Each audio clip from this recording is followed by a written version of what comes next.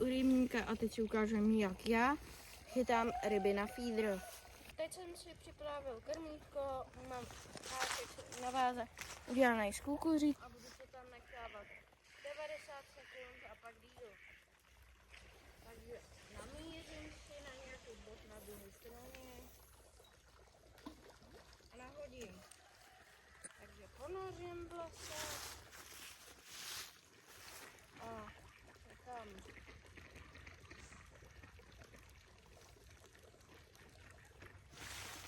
Tak, a já se vám ozvu, až mi to bude brát, tak se mějte.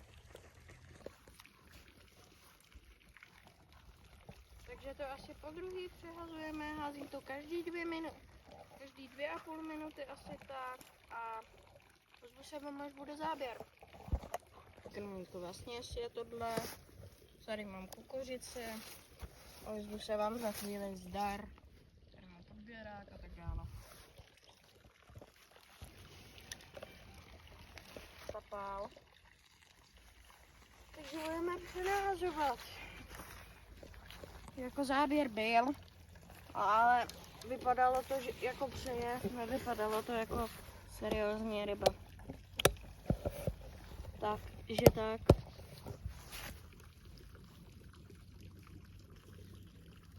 Dávám 2 kukuřičky. Bonduel. Jdu takhle na háček.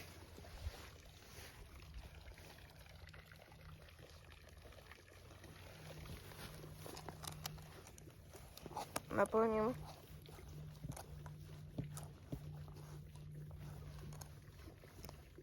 Krmítko. Jemně zmáčknu. Doplním. Ať vypadá nějak takhle.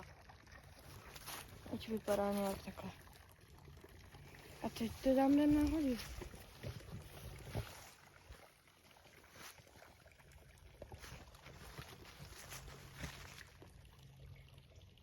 Takže počkáme, až kachny projedou.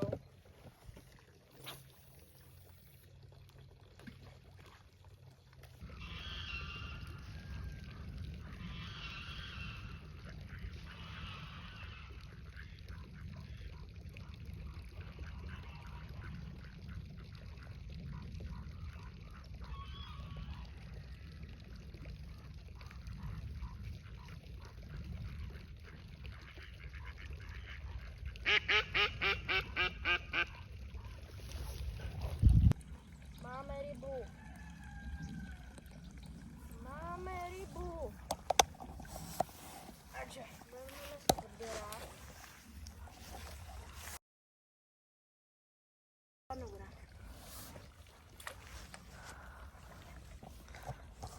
Máme rybu, lidičky. Máme rybu. Malé kapříky, ale potěší.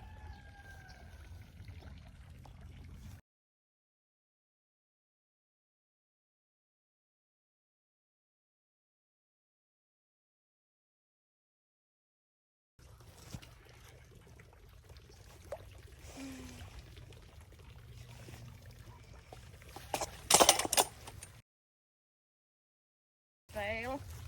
Ale nevadí. Takže čeky venku. Takže první ryba dne. Takže pošli většího, kámo. Doufám, že se někdy uvidíme. Počkej. Takže teď si ukážeme, co používám za vybavení. Nesuďte mě za ten špinavý naviják. Je to Siena 4000. Trut je chyt a pust, šiperke 3,3 metru. Krmítko je Delfin 20 gramové. A háček je nějaký random, co jsem vytáhl z krabičky, takže tak. Krmítkovka je domácí. A podběrák je celý od Delfinu a hlava je od Mivardy. Takže tak.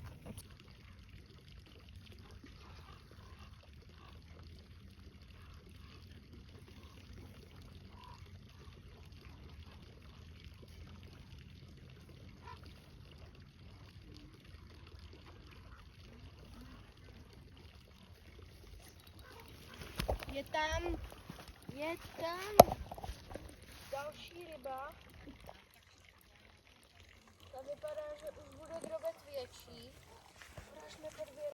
Kameraman, podej podběrák. Děkuju.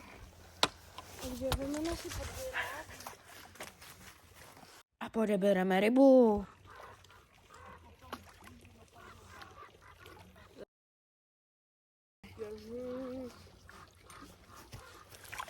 Jo. Je tam. Ne, za mě bych řekl, že je to šupík. Takže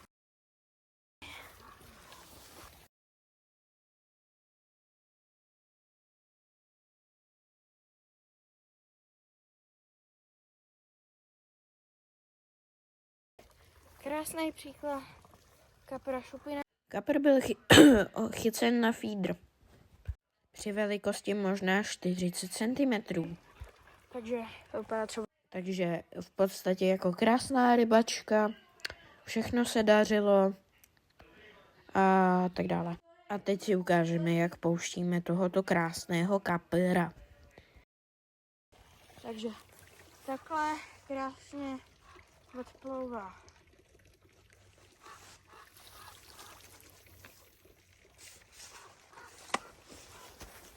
Takže děkuji vám za pozornost a vidíme se u dalšího videa.